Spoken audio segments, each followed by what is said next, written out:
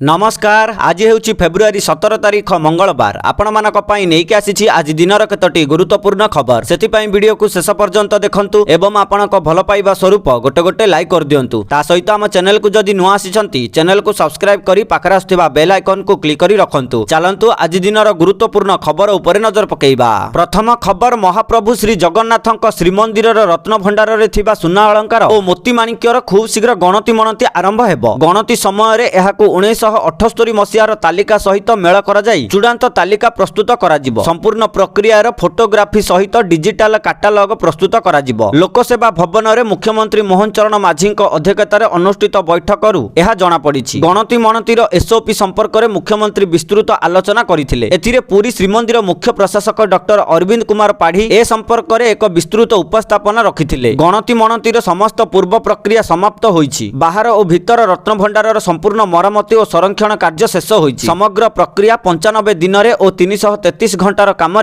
भारतीय प्रत्नतत्व विभाग द्वारा संपूर्ण करा जाईछि। वर्तमान गणति मनति पई श्रीमंदिर प्रशासन और राज्य सरकार संपूर्ण प्रस्तुत अछंती बोली जणाइथिले। गणति मनति पई संपूर्ण प्रक्रियार एसओपी श्रीमंदिर परिचालना कमिटी द्वारा प्रस्तुत करा जाईछि। सरकारक अनुमोदन पर यह आरंभ करा जिवो। कड़ा सुरक्षा मध्यरे संपूर्ण स्वच्छतार सह एही प्रक्रिया कार्यकारी करा जिवो बोली सूचना दिया जाइथिला बोली खबर मिलिछि। परवर्ती खबर सीबीएसई दशम एवं द्वादश श्रेणीर बोर्ड परीक्षा आज आरंभ हेबो। सीबीएसई दशम एवं द्वादश श्रेणीर बोर्ड परीक्षा सकाळ 10:30 रे आरंभ हेबो। समस्त छात्र छात्री को सकाळ 10टा किंबा ता पूर्वरु सेमानक परीक्षा केंद्र रे पहुंचीबाकू निर्देश दिया जाइछि। चलित वर्ष भारत तथा देशर 26टी देश रे पाखापाखी 46 लाख रु अधिक छात्र छात्री परीक्षा देबे। किभଳି भाबरे छात्र छात्री माने समय अनुसार परीक्षा केंद्र रे पहुंचीबे से नै सीबीएसई पक्षरु गुरुत्व दिया जाइछि बोली खबर मिलिछि। परवर्ती खबर राज्य रे तापमात्रा क्रमशः वृद्धि पाउछि। राति रे शीत भोर समय रे कुहुडी और दिन रे खरा ताती अनुभूत हेउछि। उत्तर उपकूल ओडिशार किछि स्थान रे सर्वनिम्न तापमात्रा प्राय 6 डिग्री सेल्सियस वृद्धि पाइथिबा बेले किछि स्थान रे दिन तापमात्रा प्राय 2 रु 4 डिग्री बढ़िछि। पानीपाग केन्द्रर रिपोर्ट अनुसार उत्तर आभ्यंतरीण ओडिशार गोटिए किंबा 2टी स्थान रे सर्वनिम्न तापमात्रा साधारण तापमात्रा ठारू 3 डिग्री कम रहिछि। सेहिपरि उपकूल ओडिशार किछि स्थान रे सर्वनिम्न तापमात्रा स्वाभाविक ठारू प्राय 2 डिग्री कम एवं दक्षिण आभ्यंतरीण ओडिशार गोटिए किंबा 2टी स्थान रे तापमात्रा स्वाभाविक थिला। तेबे आसंता 2 दिन पर्यंत भद्रक केन्द्रापड़ा जाजपुर जगतसिंहपुर कटक एवं बालेश्वर जिले में हालुकारु मध्यम धरणर कुहुडी हेबो बोली सूचना दिया जाइछि। परवर्ती खबर ग्राहकों को सामान्य आश्वस्ति पुणी कमिला सुना और रूपा दर। आज 24 कैरेट सुनार मूल्य 10 ग्राम पिछा 1310 टंका ह्रास पाई 1,56,590 टंका पहुंची। गतकाली 24 कैरेट सुनार मूल्य 10 ग्राम पिछा 1,57,900 टंका रहिथिला। सेहिपरि 22 कैरेट सुनार मूल्य आज 1200 टंका सस्ता होईछि। 22 कैरेट सुनार मूल्य 10 ग्राम पिछा 1,43,550 टंका होईछि। गतकाली एहार दाम 1,44,750 टंका रहिथिला। अन्यपटे रूपा दर मध्य ह्रास पाइछि। रूपा दर 7,000 टंका ह्रास पाई किलोग्राम पिछा 2,68,000 रे पहुंचिछि बोली खबर मिलिछि। परवर्ती खबर आज ठारू आरंभ हेबो विधानसभा बजेट अधिवेशन 2026। 29 दिन धरी चालिबो एही बजेट सेशन। मुख्यमंत्री मोहन चरण माझी आसंता 20 तारिख रे गृह रे बजेट उपस्थापन करिवे। सेपटे सरकार को घेरिबाकू विरोधी प्रसंग धरी प्रस्तुत होई रहिछंती। एथर बजेट अधिवेशन रे बहिबो धान मंडी झड़। एहा छडा बजेट अधिवेशन को सुरुखुरु रे चलाइबा पई बाचस्पति सुरमा पाढ़ी सर्वदलीय बैठक डाकिथिले। एही मीटिंग रे मुख्यमंत्री मोहन चरण माझी उपस्थित थिले। सेहिपरि विरोधी दल उपनेता प्रसन्न आचार्य, विरोधी दल मुख्य सचेतक प्रमिला मल्लिक, कांग्रेस विधायक दल नेता रामचंद्र काडम सामिल होइथिले। गृह किपरि शांति श्रृंखला सहित चालिबो एहा उपरे आलोचना करिसंती विधानसभा सांसदीय व्यापार मंत्री मुकेश महालिंग। अन्यपटे बजेट अधिवेशन पूर्व विधानसभा सुरक्षा व्यवस्था को कड़ाकड़ी करा जाइछि। विधानसभा भितरे और बाहरे त्रिस्तरीय सुरक्षा व्यवस्था रहिबो। Dog squad, bomb squad, snake helpline, अग्निशम विभाग विधानसभा भितरे और बाहरे नियोजित करा जिवो। 20 प्लाटून पुलिस फोर्स विधानसभा चारिपार्श्व को घेरी रहिबे। सीसीटीवी कैमेरा सर्विलांस रे रहिबो पूरा अंचल। एने विधानसभा सामना रे 5टी अस्थायी पुलिस कैंप हाउस निर्माण करा जाइछि। बजेट अधिवेशन पई गोटिए अस्थायी पुलिस कंट्रोल रूम तैयारी करा जाइछि बोली खबर मिलिछि। परवर्ती खबर भारतीय रिजर्व बैंक किसान क्रेडिट कार्ड योजना रे व्यापक संस्कार आनिबा पई एक नूतन चिठा मार्गदर्शिका जारी करिछि। कृषि और आनुषंगिक कार्यकलाप पई ऋण प्रक्रिया को अधिक सरल, नमनीय एवं आधुनिक करिबा एहार मुख्य उद्देश्य। एही नूतन नियम समस्त वाणिज्यिक बैंक, आंचलिक ग्रामीण बैंक एवं समवाय बैंक गुड़िक पई लागू हेबो। वर्तमान कृषि एवं एहार आनुषंगिक कार्य पई अलग अलग नियम रहिछि, किंतु आरबीआई रो प्रस्तावित चिठा अनुसार ए सब को गोटिए छात तळको अणाजिबो। फଳରେ ବ୍ୟାଙ୍କ ଗୁଡ଼ିକ ପାଇଁ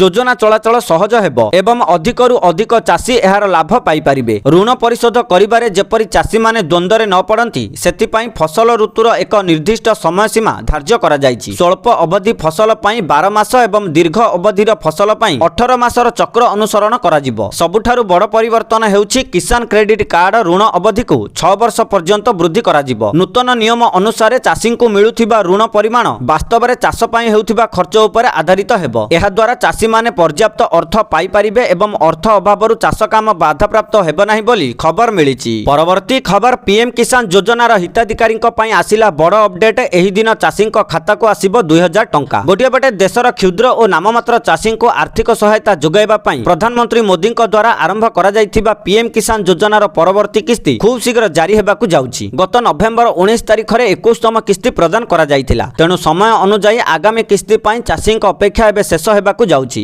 ରିପୋର୍ଟ ଅନୁଯାୟୀ ସରକାର ହୋଲି ପର୍ବ ପୂର୍ବରୁ ଚାଷୀଙ୍କ ବ୍ୟାଙ୍କ ଖାତାକୁ ଟଙ୍କା ପଠାଇବାକୁ ପ୍ରସ୍ତୁତି କରୁଛନ୍ତି। ଅନୁମାନ କରାଯାଉଛି ଯେ 24 ଫେବୃଆରୀ 2026 ପରେ ଯେକୌଣସି ଦିନ ଏହି ଟଙ୍କା ଟ୍ରାନ୍ସଫର କରାଯାଇପାରେ। ଏଥର କିଛି ଚାଷୀଙ୍କ ଖାତାକୁ 2000 ବଦଳରେ 4000 ଟଙ୍କା ଆସିବାର ସମ୍ଭାବନା ରହିଛି। କିନ୍ତୁ ଏହା କୌଣସି ବୋନସ ନୁହେଁ, ବରଂ ସେହି ଚାଷୀଙ୍କ ହକ୍ ଯେଉଁମାନଙ୍କର ଗତ କିସ୍ତି ଅର୍ଥାତ୍ 21ତମ କିସ୍ତି କୌଣସି ବୈଷୟିକ ତ୍ରୁଟି କିମ୍ବା କାଗଜପତ୍ର ଅଭାବରୁ ଅଟକି ଯାଇଥିଲା। ଯଦି ସେମାନେ ଏବେ ସବୁ ତ୍ରୁଟି ସଂଶୋଧନ କରିଦେଇଛନ୍ତି ତେବେ ପିଏମ୍ କିଷାନ ଯୋଜନାର 21ତମ କିସ୍ତି ଏବଂ 22ତମ କିସ୍ତି ମିଶି ସେମାନଙ୍କ ଖାତାକୁ 4000 ଟଙ୍କା ଆସିବ। ସାଧାରଣ ହିତାଧିକାରୀଙ୍କୁ ପୂର୍ବ ଭଳି 2000 ଟଙ୍କା ମିଳିବ। ଯଦି ଆପଣ ଏପର୍ଯ୍ୟନ୍ତ ନିଜର ଇକେୱାଇସି କରିନାହାନ୍ତି ତେବେ ଆପଣଙ୍କ ଟଙ୍କା ଅଟକି ଯାଇପାରେ। ସ୍ୱଚ୍ଛତା ବଜାୟ ରଖିବା ପାଇଁ ସରକାର ଇକେୱାଇସି ବାଧ୍ୟତାମୂଳକ କରିଛନ୍ତି। ଆପଣ ପିଏମ୍ କିଷାନ ପୋର୍ଟାଲ ମାଧ୍ୟମରେ କିମ୍ବା ନିକଟସ୍ଥ ଜନସେବା କେନ୍ଦ୍ରକୁ ଯାଇ ବାୟୋମେଟ୍ରିକ୍ ଜରିଆରେ ଏହାକୁ ତୁରନ୍ତ ସମ୍ପୂର୍ଣ୍ଣ କରାଇ ନିଅନ୍ତୁ। ଆପଣଙ୍କୁ ମଧ୍ୟ ଚଳିତ ମାସ ଶେଷ ସପ୍ତାହରେ ପିଏମ୍ କିଷାନ ଯୋଜନାର 2000 ଟଙ୍କା ମିଳିବ ବୋଲି ଖବର ମିଳିଛି। ପରବର୍ତ୍ତୀ ଖବର ସୁଭଦ୍ରା ଯୋଜନାର ଚତୁର୍ଥ କିସ୍ତି ଆସିବା ନେଇ ସୂଚନା ଦେଇଛନ୍ତି ଉପମୁଖ୍ୟମନ୍ତ୍ରୀ ପ୍ରଭାତୀ ପରିଡ଼ା। ମାର୍ଚ୍ଚ 8 ତାରିଖ ଅନ୍ତର୍ଜାତୀୟ ମହିଳା ଦିବସରେ ମିଳିବ ସୁଭଦ୍ରା ଯୋଜନାର ଚତୁର୍ଥ କିସ୍ତି ଟଙ୍କା। କୋଟିଏ ମହିଳାଙ୍କ ଖାତାକୁ ଏକାଥରକେ 5000 ଲେଖାଏଁ ଟଙ୍କା ପଠାଇବେ ରାଜ୍ୟ ସରକାର। ଅନ୍ୟପଟେ ସମସ୍ତଙ୍କ ବ୍ୟାଙ୍କ ଖାତାକୁ ଗତ ମାସ 22 ତାରିଖରେ ସୁଭଦ୍ରା ଟଙ୍କା ଆସିଥିଲା। କିନ୍ତୁ ଯେଉଁ ମହିଳାମାନଙ୍କୁ ସୁଭଦ୍ରା ଟଙ୍କା ମିଳିନି ସେମାନଙ୍କୁ ମଧ୍ୟ ଚତୁର୍ଥ କିସ୍ତି ସହ ବକେୟା କିସ୍ତି ଟଙ୍କା ମାର୍ଚ୍ଚ 8 ତାରିଖରେ ମିଳିବ ବୋଲି ଉପମୁଖ୍ୟମନ୍ତ୍ରୀ ପ୍ରଭାତୀ ପରିଡ଼ା କହିଛନ୍ତି। ଅନ୍ୟପଟେ 3ଟି କିସ୍ତିରେ ମୋଟ 15000 ଟଙ୍କା ପାଇସାରିଛନ୍ତି 1 କୋଟିରୁ ଅଧିକ ହିତାଧିକାରୀ। ଆଉ ଏବେ ଚତୁର୍ଥ କିସ୍ତି ମିଳିବାକୁ ଯାଉଛି। କିନ୍ତୁ ଯେଉଁ ମହିଳାମାନଙ୍କର ବ୍ୟାଙ୍କ ଖାତାରେ ସମସ୍ୟା ଥିବ ସେମାନେ ତୁରନ୍ତ ବ୍ୟାଙ୍କକୁ ଯାଇ ବ୍ୟାଙ୍କ ଖାତାରେ ଇକେୱାଇସି ଏବଂ ଡିବିଟି ଲିଙ୍କ କରିବାକୁ ଉପମୁଖ୍ୟମନ୍ତ୍ରୀ ପ୍ରଭାତୀ ପରିଡ଼ା କହିଛନ୍ତି। ଏପଟେ ଯେଉଁମାନେ ନୂଆରେ 4 ଚକିଆ ଗାଡ଼ି କିଣିଛନ୍ତି ସେମାନଙ୍କର ନାମ ସୁଭଦ୍ରା ଯୋଜନାରୁ କାଟି ଦିଆଯିବ ଏବଂ ଯେଉଁମାନଙ୍କୁ ସୁଭଦ୍ରା ଯୋଜନାର 3ଟି ଯାକ କିସ୍ତି ମିଳିସାରିଛି ସେମାନଙ୍କୁ ଆସନ୍ତା ମାର୍ଚ୍ଚ 8 ତାରିଖରେ କେବଳ ଚତୁର୍ଥ କିସ୍ତିର 5000 ଟଙ୍କା ମିଳିବ ବୋଲି ଉପମୁଖ୍ୟମନ୍ତ୍ରୀ ପ୍ରଭାତୀ ପରିଡ଼ା କହିଛନ୍ତି ବୋଲି ଖବର ମିଳିଛି। ପରବର୍ତ୍ତୀ ଖବର ଆଗାମୀ ଦିନରେ 45000 ଶିକ୍ଷକ ନିଯୁକ୍ତି। ଜାତୀୟ ଶିକ୍ଷାନୀତିକୁ ରାଜ୍ୟରେ ପ୍ରଣୟନ କରାଯାଇ ଶିକ୍ଷାର ଢାଞ୍ଚାକୁ ପରିବର୍ତ୍ତନ କରିବାକୁ ଉଦ୍ୟମ ଆରମ୍ଭ କରାଯାଇଛି। ଏଥିସହ ପ୍ରତ୍ୟେକ ପଞ୍ଚାୟତରେ ଗୋଟିଏ ଲେଖାଏଁ ମଡେଲ ସ୍କୁଲ ତଥା ଗୋଦାବରୀଶ ମିଶ୍ର ଆଦର୍ଶ ପ୍ରାଥମିକ ବିଦ୍ୟାଳୟ ପ୍ରତିଷ୍ଠା ପାଇଁ ସରକାର ନିଷ୍ପତ୍ତି ନେଇଛନ୍ତି। ଯାଜପୁର ଜିଲ୍ଲାର ବ୍ୟାସନଗର ସ୍ଥିତ ନରସିଂହ ଚୌଧୁରୀ ହାଇସ୍କୁଲର ଶନିବାର ପ୍ଲାଟିନମ ଜୁବଲି ଉତ୍ସବରେ ମୁଖ୍ୟମନ୍ତ୍ରୀ ମୋହନ ଚରଣ ମାଝୀ ମୁଖ୍ୟ ଅତିଥି ଭାବେ ଯୋଗଦେଇ ଏହା କହିଛନ୍ତି। ଆଲୁମିନି କମିଟିର କାର୍ଯ୍ୟକାରୀ ସଭାପତି ରସାନନ୍ଦ ମହାନ୍ତିଙ୍କ ସଭାପତିତ୍ୱରେ ଅନୁଷ୍ଠିତ ସଭାରେ ମୁଖ୍ୟମନ୍ତ୍ରୀ କହିଛନ୍ତି ଯେ ବର୍ତ୍ତମାନ 22000 ଶିକ୍ଷକଙ୍କୁ ନିୟମିତ ଭାବେ ନିଯୁକ୍ତି ପ୍ରଦାନ କରାଯାଇଛି। ଆଗାମୀ ଦିନରେ ଆହୁରି 45000 ଶିକ୍ଷକଙ୍କୁ ନିଯୁକ୍ତି ଦିଆଯିବାକୁ ନିଷ୍ପତ୍ତି ନିଆଯାଇଛି ବୋଲି ମୁଖ୍ୟମନ୍ତ୍ରୀ କହିଥିଲେ ବୋଲି ଖବର ମିଳିଛି। ପରବର୍ତ୍ତୀ ଖବର ଆହୁରି ସୁଦୃଢ଼ ହେବ ରାଜ୍ୟର ଅର୍ଥନୀତି। ଭୁବନେଶ୍ୱରରେ ହେବ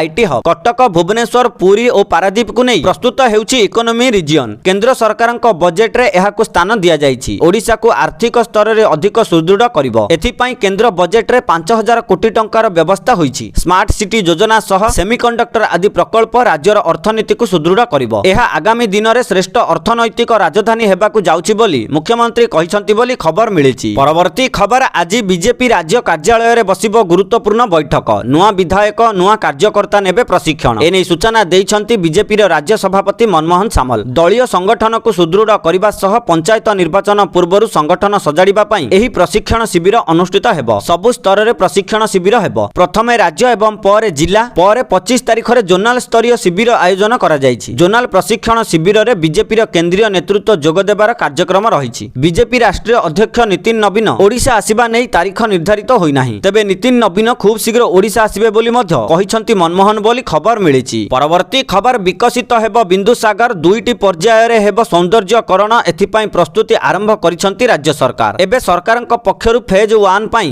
ଡିପିଆର୍ ପ୍ରସ୍ତୁତ କରାଯାଇଛି। ପ୍ରଥମ ପର୍ଯ୍ୟାୟରେ ଖର୍ଚ୍ଚ ହେବ ହେବ 180 କୋଟି ଟଙ୍କା। ଟେଣ୍ଡର ପ୍ରକ୍ରିୟା ସରିଛି, ଖୁବ୍ ଶୀଘ୍ର କାର୍ଯ୍ୟ ଆରମ୍ଭ ହେବ। ଫେଜ୍ 2 ରେ ବିନ୍ଦୁସାଗର ପାରିପାର୍ଶ୍ୱିକ ବିକାଶ ଇଣ୍ଟରପ୍ରିଟେସନ ସେଣ୍ଟର ନିର୍ମାଣ କାମ ଆରମ୍ଭ ହେବ। ଏଥିପାଇଁ ଖର୍ଚ୍ଚ ହେବାକୁ ଥିବା 150 କୋଟି ଟଙ୍କାର ଡିପିଆର ପ୍ରସ୍ତୁତ ହୋଇଛି। ମୋଟ ଏହି ପ୍ରକଳ୍ପ ପାଇଁ ଖର୍ଚ୍ଚ ହେବ 330 କୋଟି ଟଙ୍କା। ଲିଙ୍ଗରାଜ ପ୍ରକଳ୍ପ ନାମରେ ନାମିତ ହେବ ଏହି ପ୍ରକଳ୍ପ। ଏହା ଏକାମ୍ର କ୍ଷେତ୍ରର ବିକାଶ କରାଇବ। ହଜାର ହଜାର ଭକ୍ତ ଓ ଲୋକ ଉପକୃତ ହେବେ ବୋଲି ମୁଖ୍ୟମନ୍ତ୍ରୀ କହିଛନ୍ତି ବୋଲି ଖବର ମିଳିଛି। ପରବର୍ତ୍ତୀ ଖବର, ବିଜୁ ମହିଳା ଜନତା ଦଳ ସାଂଗଠନିକ କର୍ମକର୍ତ୍ତାଙ୍କୁ ଦାୟିତ୍ୱ ବଣ୍ଟନ କରାଯାଇଛି। ଜିଲ୍ଲା ସଭାନେତ୍ରୀ ଓ କାର୍ଯ୍ୟକାରୀ ସଭାନେତ୍ରୀ ଭାବେ ଦାୟିତ୍ୱ ବଣ୍ଟନ କରିଛନ୍ତି ବିଜେଡି ସୁପ୍ରିମୋ ନବୀନ ପଟ୍ଟନାୟକ। 26ଟି ସାଂଗଠନିକ ଜିଲ୍ଲା ପାଇଁ ସଭାନେତ୍ରୀ, କାର୍ଯ୍ୟକାରୀ ସଭାନେତ୍ରୀଙ୍କୁ ଦାୟିତ୍ୱ ବଣ୍ଟନ କରାଯାଇଛି। 158 ଜଣଙ୍କୁ ଉପସଭାନେତ୍ରୀ ଦାୟିତ୍ୱ ମିଳିଥିବା ବେଳେ ସାଧାରଣ ସମ୍ପାଦିକା ଓ ସମ୍ପାଦିକା ଦାୟିତ୍ୱ ମଧ୍ୟ ମିଳିଛି। ଜୋନାଲ ସଭାନେତ୍ରୀ ଓ ଉପସଭାନେତ୍ରୀ ଭାବେ 7 ଜଣଙ୍କୁ ଦାୟିତ୍ୱ ବଣ୍ଟନ କରାଯାଇଛି ବୋଲି ଖବର ମିଳିଛି। ପରବର୍ତ୍ତୀ ଖବର, ଭାରତରେ ଆଗକୁ ବଢ଼ିପାରେ ଟୋଲ ଟ୍ୟାକ୍ସ। ଦେଶରେ ଏକ୍ସପ୍ରେସ ୱେ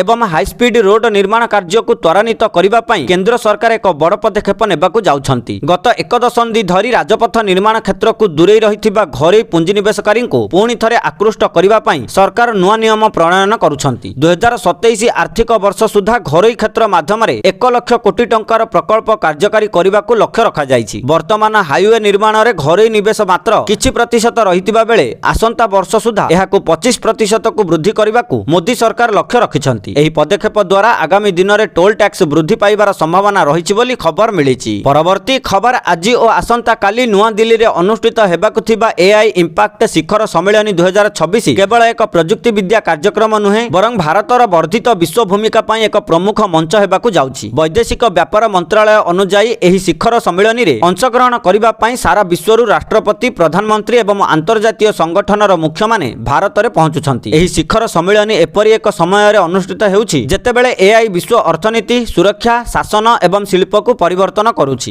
ଭାରତ ଏହି ମଞ୍ଚକୁ ବ୍ୟବହାର କରି ନିଜକୁ ଏଆଇ ନୀତି, ନବସୃଜନ ଏବଂ ବିଶ୍ୱ ସହଯୋଗର କେନ୍ଦ୍ରରେ ସ୍ଥାନିତ କରିବାକୁ ଲକ୍ଷ୍ୟ ରଖିଛି ବୋଲି ଖବର